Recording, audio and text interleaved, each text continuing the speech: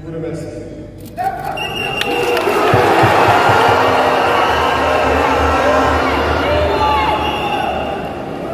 Rendons grâce à Dieu qui a permis que nous nous retrouvions ici aujourd'hui à l'occasion de la célébration de la Journée internationale de la jeunesse en bonne santé. Je le dis très souvent parce que l'être humain oublie souvent Dieu lorsqu'il n'a pas de problème, lorsqu'il est dans le bonheur. Et quand viennent les soucis, c'est là qu'on se rappelle de Dieu. Rendez grâce tous les jours pour le souffle de vie et pour la santé. Jeunesse du Burkina, jeunesse d'Afrique. La jeunesse, cette phase de la vie où l'on a assez de force, assez d'énergie, comme le paraphrasé d'un précédent qui vient de passer. La jeunesse, c'est l'époque où on n'a pas assez de temps. Nous devons profiter du temps qui nous est donné, utiliser l'énergie nécessaire pour atteindre nos objectifs, pour changer le monde, changer notre monde, changer le monde des autres positivement.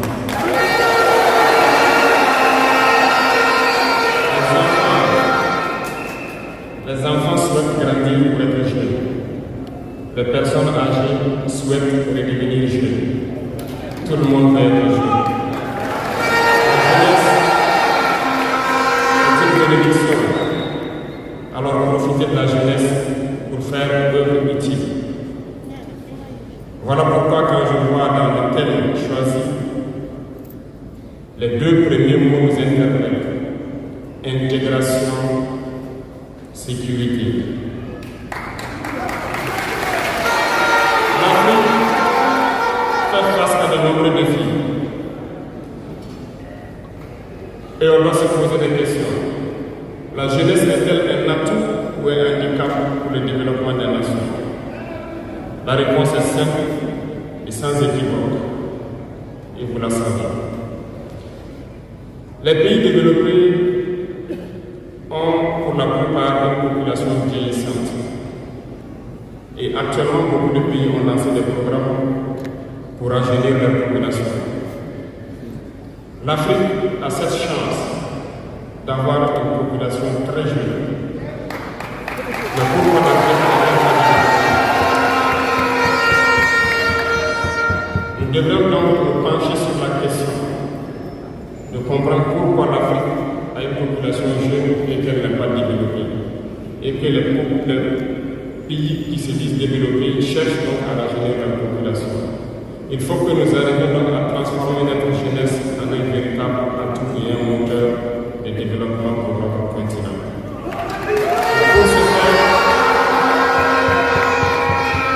Pour ce faire, nous avons besoin d'intégration, nous avons besoin de sécurité et de développement, nous avons besoin de nous unir. Certes, vous entendrez parler de l'Union africaine. Oui, elle existe. Mais quel est l'effet de l'Union africaine en réalité? Nous ne pouvons pas parler d'intégration dans le thème et de ne pas parler de l'Union africaine. Parce que c'est cette organisation qui devrait nous unir, créer une intégration réelle. Mais nous sommes au regret de voir ces guerres qui persistent sur le continent africain, qui tuent des millions de jeunes, et que cette organisation, qui est à la tête d'États pourvus d'armées, n'arrive pas à s'organiser pour soutenir certains pays. L'union n'est pas juste un mot. L'union, c'est un symbole. Et nous, jeunes, devrions apprendre la leçon de cette situation pour nous unir, pour faire de l'intégration une réalité. J'ai été désagréablement surpris lorsque l'Éthiopie, qui abrite donc le siège de l'Union africaine, vivait un conflit. Et quand j'ai vu le Premier ministre se mettre en cri et annoncer fermer l'université à Addis Abeba pour faire face à la menace, je n'ai pas vu l'action de l'Union africaine pour protéger ce siège. Les États occidentaux, pour la plupart, voyaient Addis Abeba tomber plié bagage et parti. L'Éthiopie s'est battue, a trouvé une solution interne et vit plus ou moins en paix aujourd'hui. Les enfants du Congo meurent depuis des années. Plusieurs autres conflits que le Soudan existent sur le continent. Nous aurions aimé voir l'Union africaine générer les forces et toutes les stratégies nécessaires pour soutenir ces États pour qu'ils puissent retrouver la paix. Nous ne viendrons pas parler de nous ici au Sahel. Depuis près de 10 ans, le Sahel est le théâtre du terrorisme international. Mais nous ne voyons aucun soutien de ces organisations pour trouver une solution à ce problème.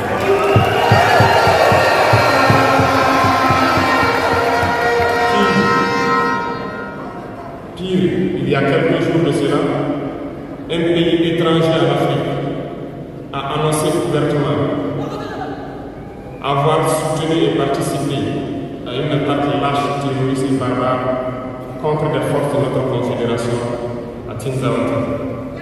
L'Union africaine n'a pris aucun rôle. Sans ingérence. L'Union africaine n'a pris aucun rôle pour condamner cette ingérence d'un État extérieur à l'Afrique dans les affaires internes de nos États. Et ce coup de gueule, je souhaiterais qu'ils l'entendent et qu'ils sortent donc de leur silence et poser des actes pour que la jeunesse puisse croire en l'Union africaine.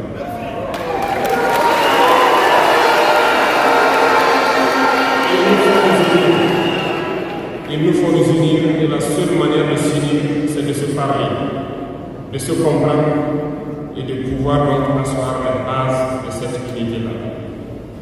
Et jeunes, laissez-moi vous dire que pour s'unir, il y a 3 mots, 3 vices, 3 grands vices qu'il faut bannir de nos comportements et de notre vie. Je parle de la lâcheté, la traîtrise et l'incompétence.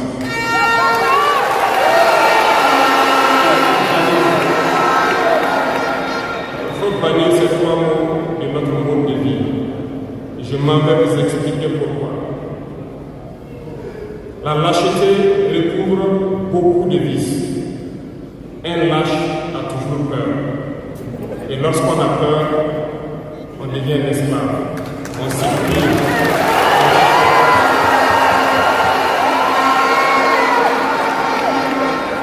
Nos ancêtres n'ont pas été lâches. Et si nous sommes lâches, nos enfants vont nous poser des questions. Imaginez qu'au Burkina, nous refusions de nous battre et nous acceptons de nous soumettre, de vivre l'esclavage. Demain, nos enfants grandiront et se poseront des questions. Nos parents ont-ils été des lâches pour nous laisser dans l'esclavage? Que nous soyons vivants ou morts.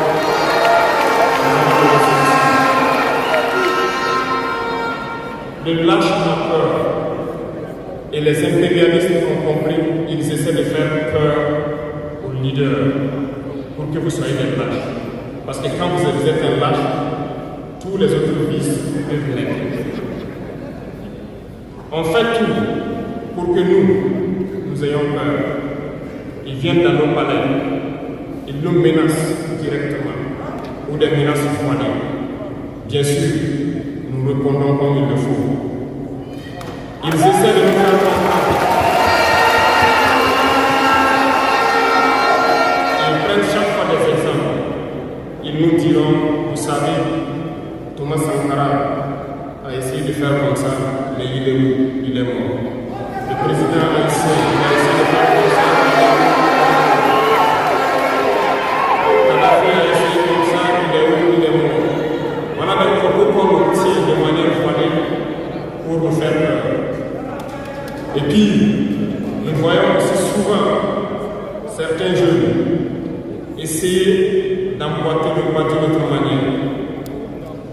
On peut les entendre dire telle personne a rien ici, il est à la CPI, telle personne a rien ici, il est en prison. Tout ça pour essayer de nous faire peur, pour qu'on devienne des lâches. Mais je pense qu'ils n'ont pas compris quelque chose. Quand nous disons la patrie ou la mort, nous vaincrons.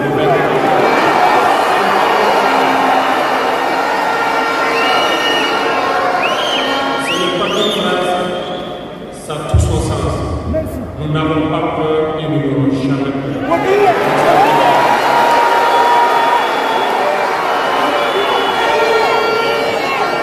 Ils ont fait peur sûrement à beaucoup de chefs d'État africains. Vous voyez, souvent quand on s'exprime, ou lorsqu'on a l'occasion d'être dans certaines situations à l'extérieur, nous tenons souvent des propos pour interpeller les chefs d'État africains, pour qu'on se réveille, prendre soin de notre jeunesse, pour pouvoir amorcer notre développement.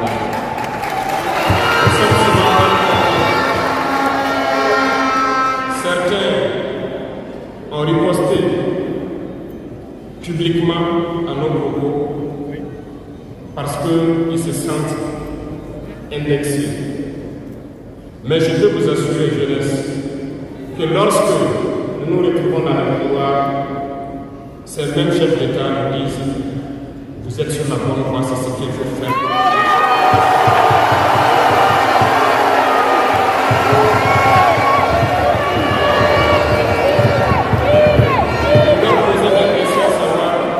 Pourquoi vous ne faites pas comme nous? Pourquoi vous ne nous accompagnez pas? Certains nous disent qu'ils ont les bénis, certains nous disent qu'ils ne peuvent pas. Chers aînés, chefs d'État africains, du haut de cette tribune, donc, je souhaiterais dire que les peuples africains sont les peuples les plus pacifiques. Lorsque vous reconnaissez un tort, il faut le dire au peuple. Que nous n'ayons pas peur de sortir et dire au peuple. Nous nous excusons, nous avons été compromis, nous avons des biens mal acquis, on nous a compromis par plusieurs choses et que nous demandons pardon et nous revenons sur la bonne voie.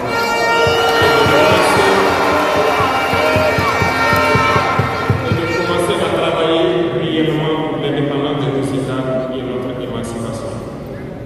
Et je pense que c'est possible. Si nous restons dans cette posture de peur, nous serons lâches. Et l'histoire nous jugera. Nos enfants poseront des questions, nos petits-enfants poseront des questions. Nous sommes en train d'écrire l'histoire, il n'y a pas de place pour la lâcheté. Si nos ancêtres avaient été lâches, nous ne serions pas là. Souvenez-vous, je vous prends un exemple des peuples babyloniens et Bassa, je veux parler des Camerounais. L'Union des populations du Cameroun, qui depuis les années 50 a commencé une lutte implacable contre les colons. Et ils ont été massacrés. Les armées coloniales françaises en son temps ont déversé des patins d'infanterie, des chars, des hélicoptères, ont anéanti des villages entiers.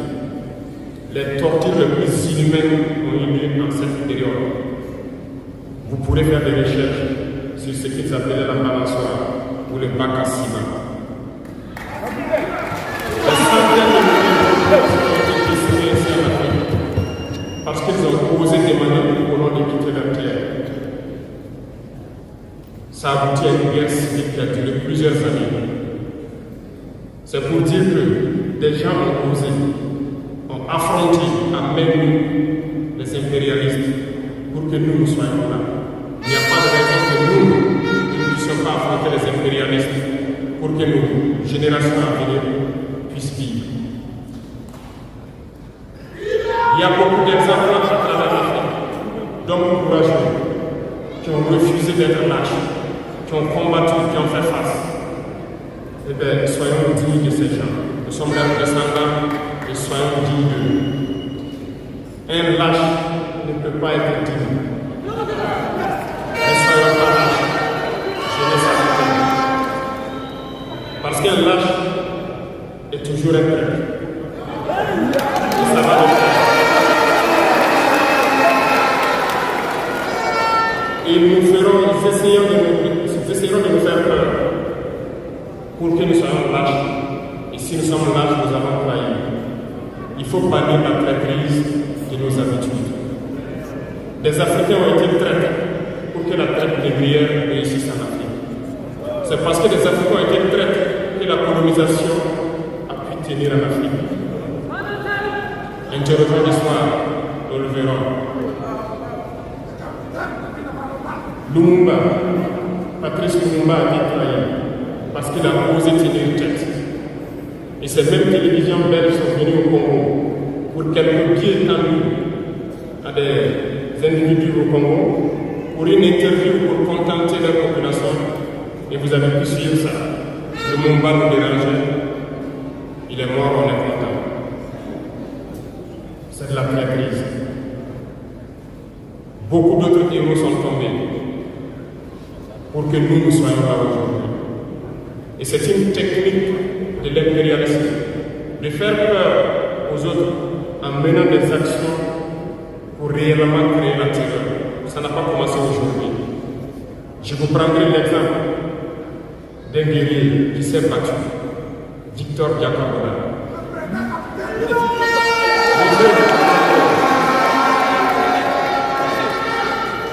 Il est issu d'une famille de chefs, pas de la chefferie donnée par le colon. Il était un enfant digne. Il a fait ses études au Sénégal, je crois. Il est venu médecin en Guinée. Et lorsque le RDA a été créé, il a rejoint la Côte d'Ivoire pour mener le combat contre les impérialistes, contre les envahisseurs, contre le colon. Il a essayé d'organiser la société ivoirienne. Partout, les gens ont commencé à porter la voix. Il y avait en son temps un général Michou qui a fait massacrer les populations ivoiriennes pour que jamais cet esprit de liberté ne puisse germer. Il a continué son combat aux côtés de Félix Houphouët-Boigny. Ils ont lutté, mais le plus virulent était Victor Diakabona. Il représentait une menace pour les impérialistes. Qu'ont-ils fait? En plus de massacrer les populations qui manifestaient, un soir, ils l'ont tué de manière atroce à côté de Boafi. Quelques heures après, lorsque les populations de Timboko ont entendu l'assassinat, ils ont marché, ils ont manifesté, ils ont été massacrés par l'armée coloniale. L'histoire est écrite, les faits sont là. Après sa mort, qui a fait peur à Félix Houphouët-Boigny, ils l'ont appelé et ils l'ont dit: si vous continuez la lutte, vous connaîtrez le même sort. Il a eu peur et il s'est rallié à l'impérialisme. Il a été nommé ministre en France et plus tard il est venu prendre les rênes de la Côte d'Ivoire. Et ils l'ont utilisé pour éliminer beaucoup d'autres personnes qui osaient venir le voir. Je pense que comment ça va.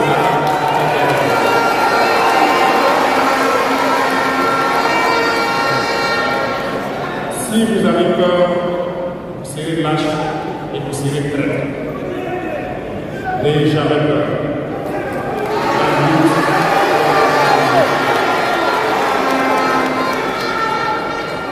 Il y a beaucoup d'autres exemples à travers le monde. Et il y a ces phénomènes qu'ils ont aussi utilisés depuis belle lurette et qu'ils continuent d'utiliser. Voyez-vous, certains individus, par exemple, se sont retrouvés dans d'autres pays et créé soi-disant un gouvernement parallèle au gouvernement du Mali. Vous avez entendu cette histoire. Ce n'est qu'une technique qui a existé dans le temps. Je vais vous prendre l'exemple de Ahmed Chalami, l'Irak. Ce professeur de mathématiques qui a même été dans le gouvernement irakien a été récupéré par les impérialistes et il a formé ce semblant de gouvernement parallèle à l'Irak aux États-Unis. Et on l'a utilisé pour être donc le mouton de sacrifice. Parce que c'est à lui qu'on a dit de prononcer publiquement que Saddam Hussein développait des armes de destruction massive. Et il l'a fait. Ils l'ont utilisé. Et cette alibi a été utilisé pour tuer des millions d'enfants en Irak et détruire l'Irak. Et vous savez quel a été le sort de Chalami? Un soir, après une interview, dans l'interview, il disait même qu'il sait que la CIA est sur son dos. Quelques heures après, il a été retrouvé mort dans son lit, mort de crise cardiaque. Si vous trahissez, vous aurez des fins macabres.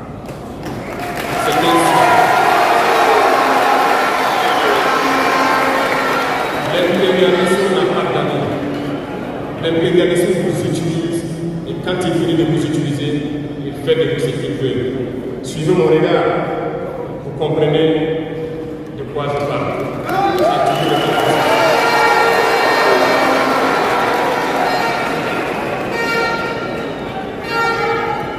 Le troisième vice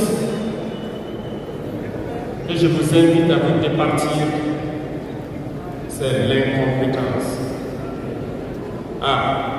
Je reviens encore au mot esclavage qui a marché sur ma langue.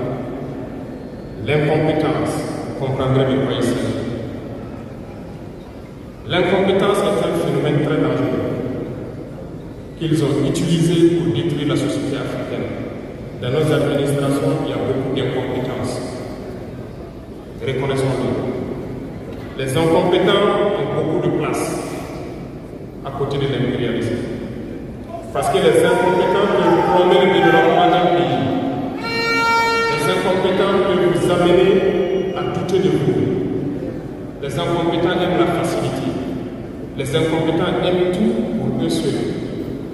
Les incompétents n'aiment pas ceux qui sont compétents.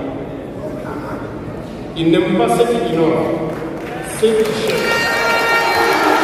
Les incompétents sont dangereux. Lorsque vous êtes éclairé, l'incompétent ne vous aime pas. Lorsque vous voulez innover, l'incompétent ne vous aime pas. L'incompétent, c'est reconnaître celui qui est compétent et il va le combattre jusqu'à son dernier souffle. Parce que la peur de celui qui est compétent. Cherchez la connaissance. Cherchez la connaissance et travaillez dur pour être compétent. Bannissez l'incompétence. Parce que, à travers les distractions qu'on veut nous faire adopter, on devient incompétent. Je vous prends un exemple. Les réseaux sociaux sont les lieux de publication des informations aujourd'hui. Les gens s'informent à travers Internet et d'autres choses. Un jeune qui publie sur les réseaux sociaux un article sur sa ferme, un projet agricole ou un projet scientifique. Je suis jeune, je connais les termes. Il n'aura pas peut-être 1000 vues. Mais un jeune qui publie sur les futilités, ce que moi j'appelle le n'importe quoi, il a des millions de vues.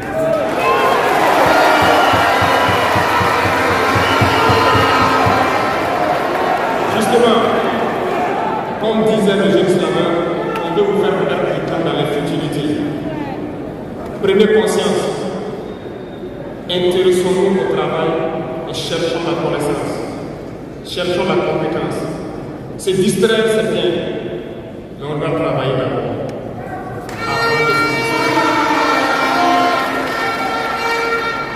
Cherchez la connaissance, sinon vous perdrez du temps à ne rien faire. Et la jeunesse, c'est l'époque, c'est la période où il faut exploiter son temps à bon escient. Les impérialistes le savent. Voilà pourquoi ils vont multiplier tout ce qui est événement de distraction. Ils vont multiplier tout ce qui est événement qui peut vous détourner du travail pour que vous soyez des incompétents. Et en ce moment, quand vous êtes endormis, on choisit les incompétents pour diriger tout ce qui est structure importante. Et vous n'avez le choix que de vous plier. Ne soyons pas incompétents, cherchons la connaissance. Les incompétents se cachent souvent derrière des mots. Ils emploient les termes de démocratie, de liberté, sans se rendre compte de quoi il s'agit. Camarades, la démocratie est un état d'esprit, autant que la jeunesse est un état d'esprit. C'est soi-disant démocratie, mais regardez le monde. Comment est-ce qu'on peut vouloir imposer la démocratie en tuant des millions de personnes? C'est de la dictature, ça, ce n'est pas de la démocratie. Ça ne s'impose pas. Ceux-là qui se disent démocrates, mais regardez, nous avons vu des scènes où on a empêché les gens de rentrer dans des assemblées. On a vu des scènes où des forces ont débarqué dans des assemblées pour obliger les députés à prendre des textes. On a vu des scènes plus terribles que ça, où les gens tuent leurs manifestants, mais ils s'appellent démocrates et nous, on nous appelle donc des putschistes.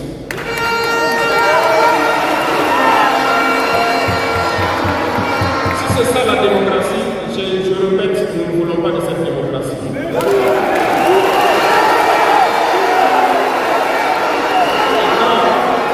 Vous voyez souvent les incompétents. Ils ne cherchent pas à savoir quelle est la signification du mot démocratie en réalité. Ils s'accrochent juste à la définition qu'il y a donnée d'impérialisme et ils se mettent à parler de démocratie sans réellement connaître le fondement. Ça, c'est de l'incompétence. Il faut chercher à connaître, avoir la connaissance, regarder le monde pour redéfinir la démocratie telle que nous le voulons en Afrique.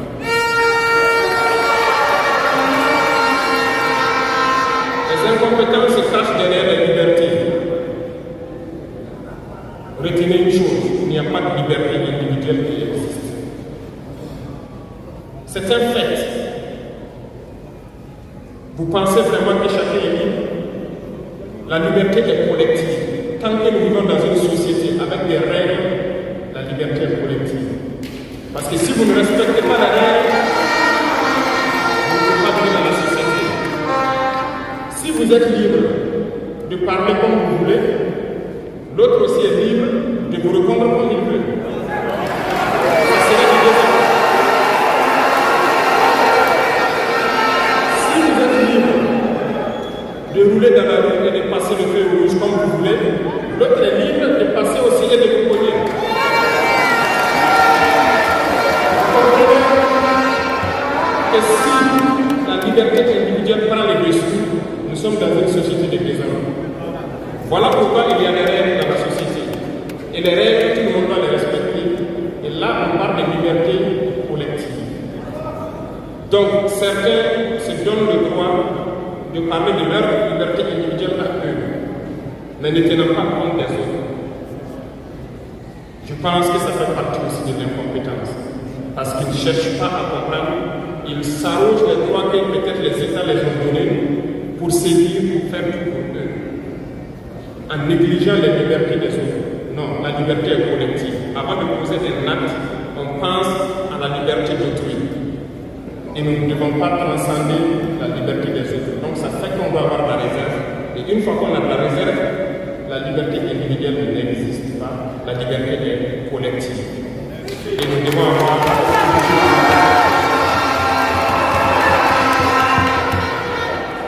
Cherchons donc la connaissance, lisons, interrogeons l'histoire. Ne lisez pas l'histoire que ils ont écrite en leur faveur. Cherchez la connaissance à travers plusieurs sources et vous comprendrez dans l'histoire qui s'est battu pour l'Afrique, comment nous devons nous battre pour continuer cette lutte de nos dévanciers. Et je ne terminerai pas le propos sans faire un coup de gueule encore au volet de la communication. Parce que comme je le dis, c'est l'arme fatale de l'impérialisme. Et vous, jeunes, vous devez tout faire pour savoir distinguer le vrai du faux. Nous continuerons à démonter les mensonges des médias impérialistes qui essaient de toujours créer des soucis en Afrique. Parce que ces médias, par leur bouche, ils peuvent vous rendre roi demain. Par leur bouche, ils peuvent vous faire quitter de votre position de roi et vous rendre un piètre esclave demain. Faites attention. Je suivais une émission, malheureusement, il n'y a pas longtemps, burkinabé, où un jeune journaliste a sorti une phrase qui m'a laissé un peu perplexe. Il parlait de la Corée du Nord. Et le journaliste a dit, il meurt de faim en Corée du Nord. A-t-il pris le soin d'aller en Corée du Nord enquêter pour voir vraiment s'il meurt de faim? L'idée que les médias impérialistes ont vendu la Corée du Nord est plus développée que beaucoup de pays européens. Et parce que ces médias nous disent la Corée du Nord c'est la dictature, les gens meurent de faim, ils sont pauvres, ils n'ont rien, on prend ça ainsi. Mais la Corée du Nord est une puissance nucléaire, comment est-ce qu'ils ont fait?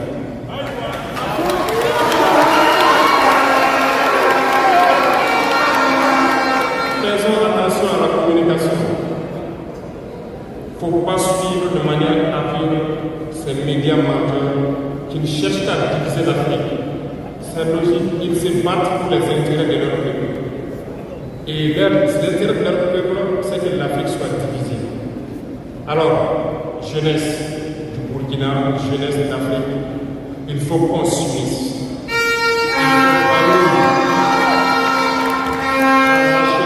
Il faut bannir l'incompétence, il faut bannir la traîtrise et tous les vices de nos sociétés.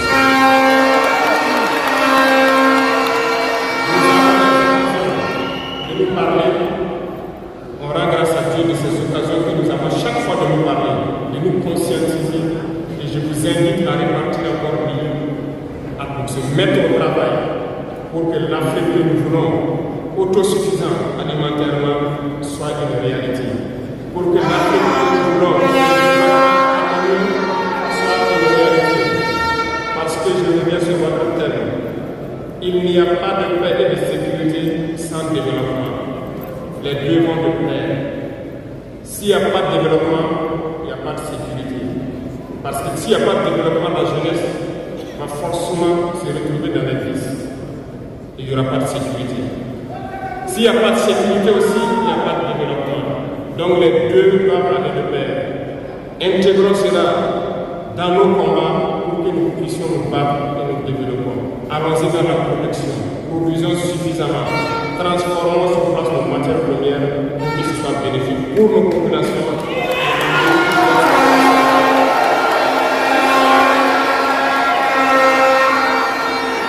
Je vous souhaite une très bonne journée de réflexion sur le thème choisi, également sur le rôle essentiel de la jeunesse dans ce combat. Bonne chance à tous, que Dieu fasse en sorte que tous ceux qui ont fait les déplacements retournent en bonne santé chez eux et que nous puissions nous retrouver quand nous le souhaitons par la grâce de Dieu. La patrie ou la mort. Thank you.